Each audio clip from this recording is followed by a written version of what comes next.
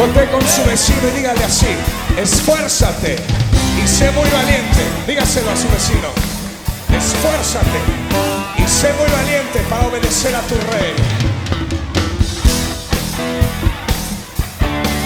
Vamos. A ver, mis hermanos de allá atrás. Muy bien. Esfuérzate y sé muy valiente para obedecer a tu rey. Y sé recto en tus caminos para ser sensible a su voz. Esfuérzate, esfuérzate y sé muy valiente para obedecer a tu rey. Y sé recto en tus caminos para ser sensible a su voz. No temas ni desmayes, tu Dios está contigo, nadie te podrá hacer frente. No temas ni desmayes, tu Dios está contigo, nadie te podrá hacer frente. Pues parte de tu boca, su palabra, búscala. No te apoyes en tus propios pensamientos y harás prosperar tu camino y todo saldrá bien. ¡Hey, hey! Esfuérzate y sé muy valiente. Cántalo fuerte. Para obedecer a tu rey. Y sé recto en tus caminos para ser sensible. Esfuérzate, esfuérzate y sé muy valiente para obedecer a tu rey.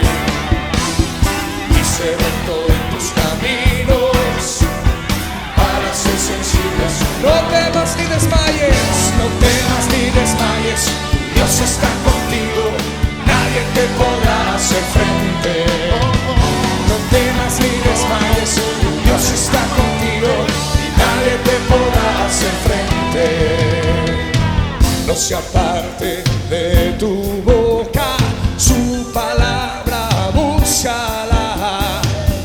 No te apoyes en tus propios pensamientos y harás prosperar tu camino y todo saldrá bien. Amén. Esfuérzate y sé muy valiente para obedecer a tu rey. Y sé recto en tus caminos para ser sensible. Cántaselo a tu hermano ahí al lado. Esfuérzate y sé muy valiente para obedecer a tu rey. Y sé recto en tus caminos para ser sensible a su voz. Esfuérzate y sé muy valiente para obedecer a tu rey. Y sé recto en tus caminos para ser sensible. Una vez más, esfuérzate, esfuérzate y sé muy valiente para obedecer a tu rey. Y sé recto en tus caminos para ser sensible a su voz.